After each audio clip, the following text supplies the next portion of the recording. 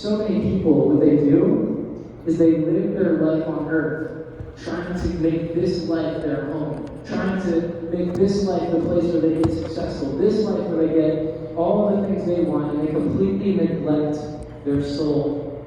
And today we want to talk to you about the importance of taking care and thinking about your soul. Everybody say soul. Your soul matters. And Jesus said in the book of Mark, he said this: what does it profit a man to gain the whole world but forfeit his own soul? And it's a rhetorical question. What's it worth it to gain the whole world but lose your soul? Obviously, the answer is nothing. There's nothing worth gaining that's worth losing your soul for. And I just want to talk to you about three people today. Three famous people you might know that. Number one is Tom Brady. Who knows Tom Brady? Obviously, you probably do. But everyone knew boo. Because we're Eagles fans here, right? Amen. So, Dad, remember the football? So, Tom Brady, famous guy. Let's see if you can catch that. Nice. Close enough. All right, let's try to catch it. All right, who's next? All right, my man back there. He crossed me up in basketball, too. He was really good. All right, right? Tom Brady. Y'all know him. Right, Tom Brady is one of the most successful people in the world. How many Super Bowls did he win? You guys know how many? 7. 7 Super Bowls. People would give their life to win a Super Bowl. Tom Brady had 7 Super Bowl wins. He's worth a net worth of $512 million. Everybody's like, ooh, that's a lot of money. $512 million. He's married to a supermodel. I think they ended up divorcing though. So that didn't really work out. So he had everything this world could offer. And yet there's an interview online, you can watch it. And after winning the Super Bowl, someone interviewed him and said, how do you feel? You know what he said? He said, I feel like there's something missing. I feel empty. He said, I have everything I could want, but I feel like I am missing something. And you know what? He was missing Jesus. He was missing his soul. He gained all the world, but had no peace in his soul. Second person, good old MJ, Michael Jackson, right? How many of you guys can do the moonwalk? I always wish I could do that, right? I don't think that was it, but I tried. So Michael Jackson, right, the king of pop. The king of pop. One of the most famous musical artists in the world. Listen, this is serious. He was so famous, and guess what he said? It's quoted that Michael Jackson said, I would give all the money in the world for one night of peaceful sleep. I would give all the money in the world for one night of rest. Because you know what? He was restless in his soul. But he had the whole world know his name. And you know what? You know how he ended up dying? The doctor prescribed him extra heavy sleep medication and he overdosed on it and he ended up dying. He was looking for rest and he died and he never found rest. I want to talk to you about a third person. This is the one you might not know. This is a character from the Bible, a real person named Solomon.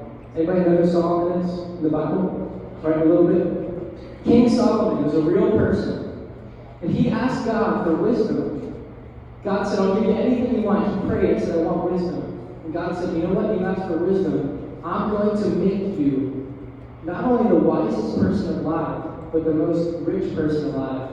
So if you can look it up, to this day, Solomon is the richest person ever in history.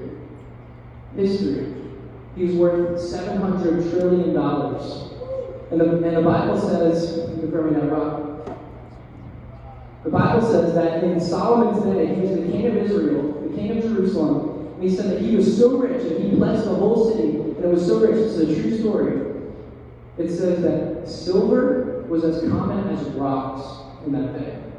That's seriously how rich he was. Silver was just like a rock, because gold was everywhere. Everything was made of gold. His temple was made of gold. He had his own temple. He had 700 wives.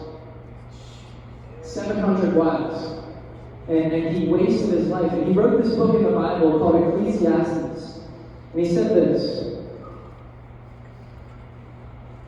the eye is not satisfied with seeing, nor the ear filled with hearing. He basically said, I've seen everything there is to see. I've heard everything there is to hear. And Solomon spent his life pursuing wisdom, pursuing all these things, and he had everything. But then he said this: God put eternity on every man's heart. Every single one of us has a God-shaped hole in our heart that only God Himself can fill in our soul.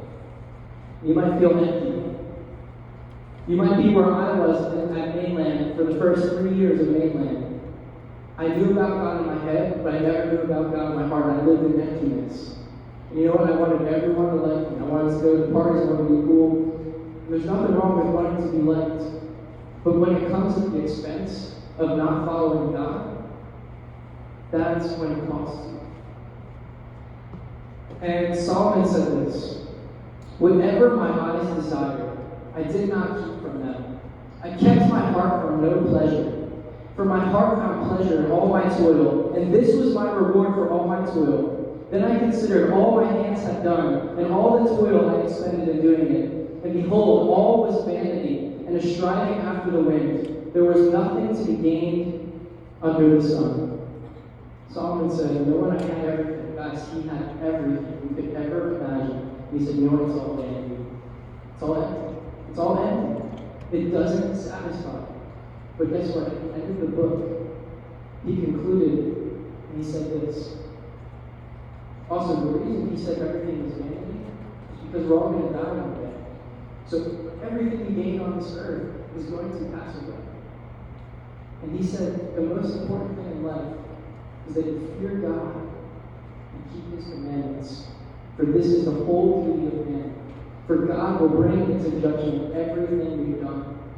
And Solomon realized, if I live for eternity, that's what's going to matter.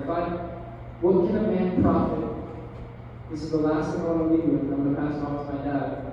What does it profit a man to gain the world but lose your soul? We're going to explain to you now how you can make sure that your soul is saved. And pass it back. Pass it back.